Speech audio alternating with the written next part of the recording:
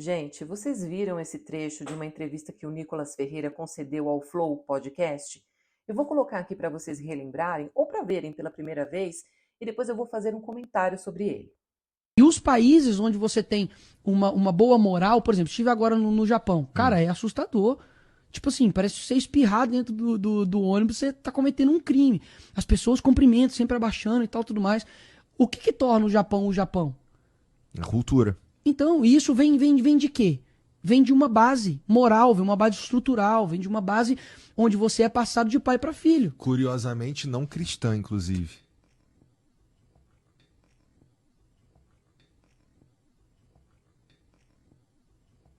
É. É claro que vocês perceberam o essencial nesse trecho, que é a tela azul que dá na cabeça do Nicolas, quando depois de concordar que o Japão é um país evoluído por causa de sua cultura, ele descobre ou lembra que a cultura de lá não é cristã. Sim, no Japão prevalecem duas outras religiões, o shintoísmo e o budismo. Pois é, o que aconteceu com o Nicolas naquele momento foi só uma falha mental, um erro que os bolsonaristas vivem cometendo, quando expõem um monte de preconceitos, achando que você precisa pensar e agir igual a eles, até que eles se dão conta que o que eles defendem não tem nem concordância com aquilo que eles são. Mas, mais do que essa desconexão de ideias, eu achei muito mais importante tratar de outra coisa, do quanto há contradição e hipocrisia em tudo que o Nicolas fala. Veja, ele está elogiando os japoneses, julgando positivamente a moralidade deles, dizendo que é impressionante a educação do povo no Japão. Chega a dizer que tem a impressão de que, se ele espirrasse dentro de um ônibus, ia parecer que estaria cometendo um crime. E ele diz isso com total admiração. Mas como é que alguém como ele pode admirar o povo japonês nesse sentido, se ele mesmo, aqui no Brasil, faz coisas muito piores do que simplesmente espirrar dentro de um ônibus? E mesmo assim, ele nunca admite que a lei do nosso país seja aplicada a ele. A afronta dele, não só às leis muitas vezes, mas à humanidade dos outros, é repugnante. Nicolas não sobreviveria um dia morando no Japão, e sendo como ele é aqui no Brasil.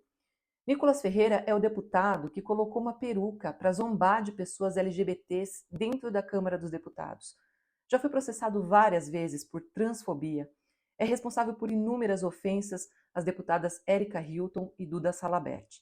Nicolas já fez chacota da participação de ministros sérios do governo Lula em reuniões dentro do Congresso, praticando bullying em companhia de outros deputados, massacrando, apontando o dedo agressivamente e expondo mentiras com ar de seriedade.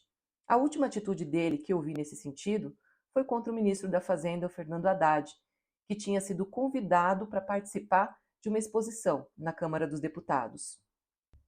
Nicolas vive dizendo que no governo Lula há uma ditadura que impõe a censura, mas produz e publica tranquilamente vários vídeos baseados em mentiras só para enganar a população inteira, colocá-la contra Lula e destruir a sua popularidade.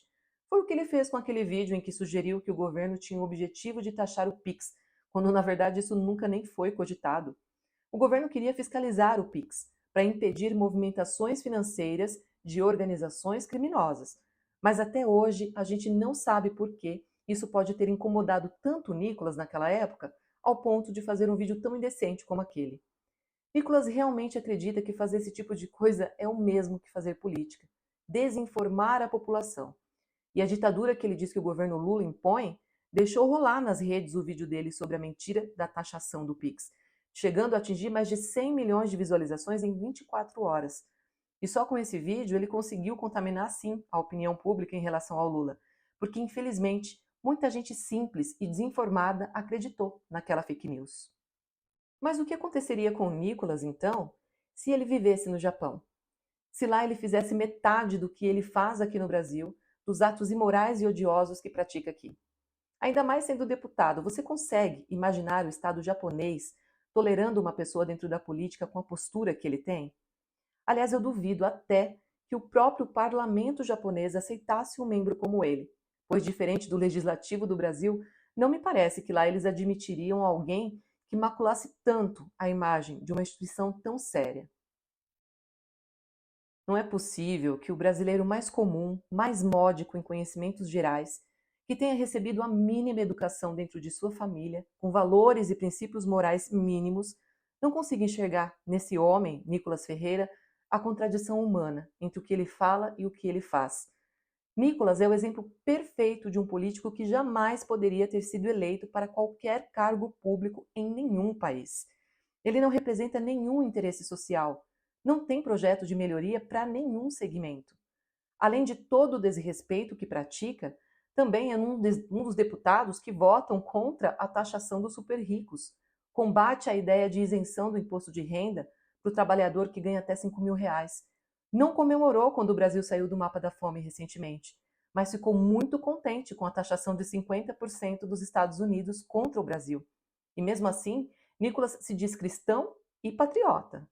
Nicolas realmente acredita que no Brasil vale tudo, que para a esquerda ele pode pedir investigação por qualquer coisa, e que para a direita vale aplicar anistia até quando os crimes são reais e graves. E eu só espero que a sociedade não reeleja Nicolas Ferreira em 2026, mostrando que, embora aqui não seja o Japão, não somos um país onde vale até deputado que desvaloriza seu povo, desrespeita as instituições e ainda acha que deve ganhar salário e benefícios para isso.